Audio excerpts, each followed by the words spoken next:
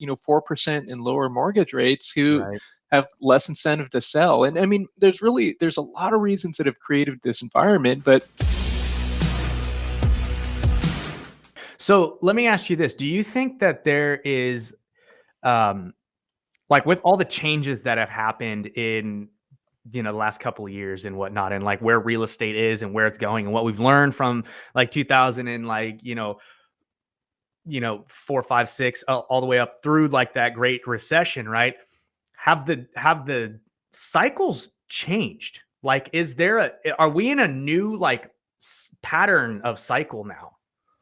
well, I would say that often, especially in California and in Sacramento, you see prices go up for 7, 8 years or so, and so I would say, yeah, we're in a definite new pattern in terms of the markets going on longer, and markets go up and down. That's the most natural thing in the Right. world, but so I'd say, yeah, I mean, in that regard, and one of the things about this market is that people are being scrutinized, and it's not easy to get a loan, and so there's that very healthy aspect. But I think one of the really big problems right now is we have such anemic housing supply. And so, like in my Yeah. market in Sacramento, for 20 months in a row, we've had less than 1 month of supply. And so that means if nothing else came to the market, all the listings would be gone in 1 month. And technically, that's about 3 weeks. And so it's even less. And so it's so freakishly abnormal to have numbers like this. And so I think we sort of hit this place in real estate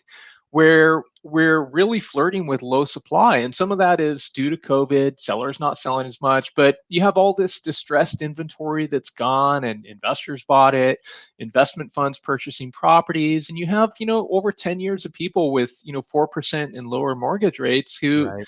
have less incentive to sell. And I mean, there's a lot of reasons that have created this environment, but I think it's a unique position in time where there's a lot of upward pressure despite where prices are at. And, we look and go, can this continue? Is it sustainable? And, I certainly hope it slows down at some point. I think it needs to be healthy, but we have this challenge of this position of not enough new construction and all those other reasons I listed that have put us in this low inventory environment. And that just, it's dangerous, or not, maybe not dangerous, but it's precarious, and it just creates so much pressure up. And so that's the unfortunate reality, I think, of where we're at today. So your position is that the events that have kind of unfolded due in this like complete lack of new inventory that we, have not put into the market that we should have been putting in is created this super low supply, and because of that, it's just a simple supply and demand curve that's really causing the upward pressure on the market.